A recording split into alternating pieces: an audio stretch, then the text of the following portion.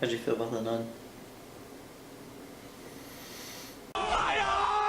Oi! I'm Trenton, Hi, Michael. and we are YouTube's cutest best buds. And welcome to the projection room, where we project our thoughts and opinions on movies, music, anime, TV, Scientology, porn, whatever. Scientology? Yeah. Politics, religion, Okay. you know, the good stuff. And today we're going to be talking about None Ya Business. The Nun. The Nun. Yeah, The But Nun. none your business, because don't watch it. Ha! Dad? You say dad? Every time The Nun comes on, dad.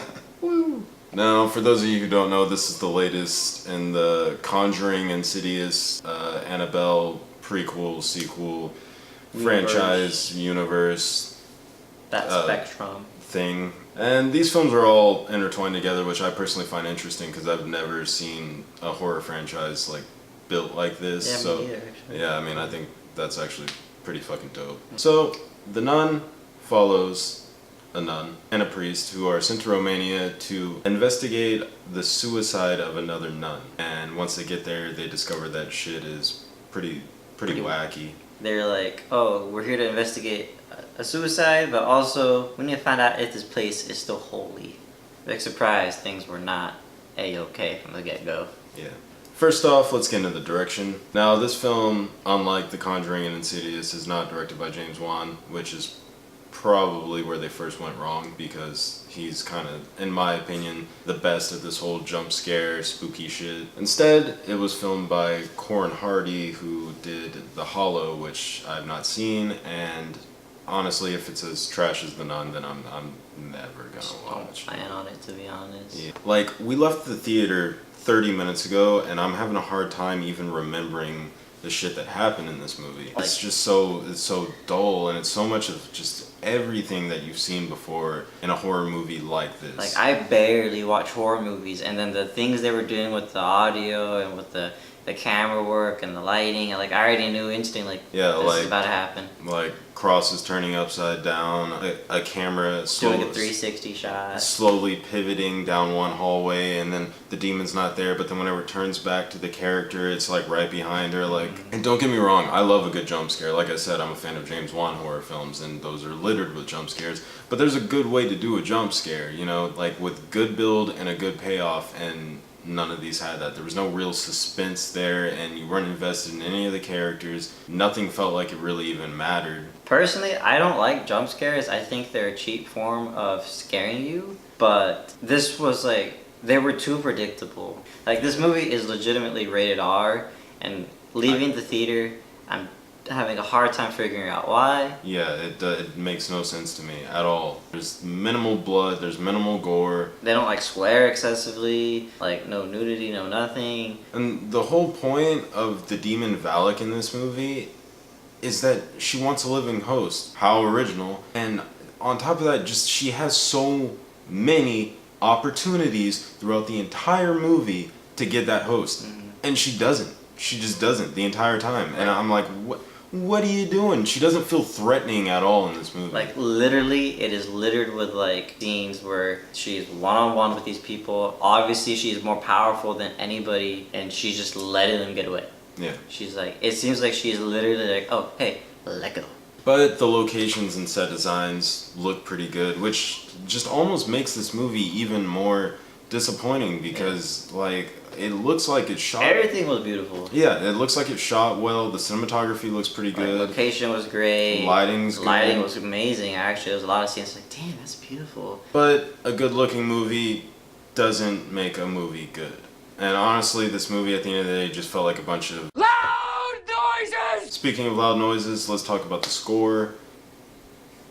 Meh. It's just, this movie's just, eh. It was kind of dumb. Like, it was borderline stupid sometimes. Every time I saw Valak, I was like, Dad? Like, legitimately, at one point in this movie, like, there is an actual quest marker pinpointing the next step in their journey. Yeah. That was so stupid. Moving on, cast, performances, all that jazz.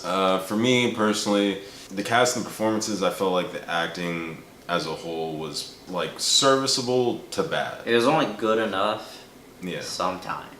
Pretty much. For me, the only real noteworthy thing to mention about the cast is that Taissa Farmiga takes over, which I thought was interesting and a great casting choice because Vera Farmiga plays the older version of her in the Conjuring movies, and I thought that was really smart and clever. And I've seen both of those actresses in different stuff, and both great actresses, so I thought that was good. I feel like Taissa really didn't have like much to do as an actress in this movie, No. so I wouldn't necessarily fault her for. She was like a main actress, but her role in the film was to be a supporting actress. You know what I mean? It kind of felt like that, yeah. Yeah. Like whenever I saw the previews, I assumed that she would be the main person. It feels like the movie didn't know who the main character was. Yeah, at times it actually does. That's a good way of putting that, Yeah. because it goes back and forth between the priest and the nun. The priest, who was far less interesting. But it felt like it was trying to oversell you, the priest. Like, hey, don't forget we have him. Yeah. He's here. Yeah, they wanted like an element from his past, some sort of traumatic thing to kind of add something to him. Add but, like an arc for him to get to go through. but it feels like it never like, really his own fulfills journey. it. Yeah, it really. The arc goes nowhere. Taissa Farmiga doesn't even really have an arc. Her character is borderline unnecessary. This whole movie was unnecessary. Just like the Annabelle movie and the Annabelle 2 movie, like they're completely unnecessary. They're just to make more money off this universe because The Conjuring are good movies and the Insidious movies, up until about 3, are good movies. The best way I can describe this movie is in the words of my father. Son, I'm not angry, I'm just disappointed. Dad? So, I'm gonna go ahead and give this movie like half a thumb. I'm not gonna give it anything. But what did you think, YouTube? Let us know down in the comments below. Give a like or dislike Give a subscribe or don't. or unsubscribe. This is our first video and we still haven't come up with a way to sign off yet, so I mean we really should do that. Don't watch this movie and Don't watch this movie. Don't watch any of the Conjuring movies. Don't. don't no, shut up. What to do? Bye guys! This movie fucking sucked.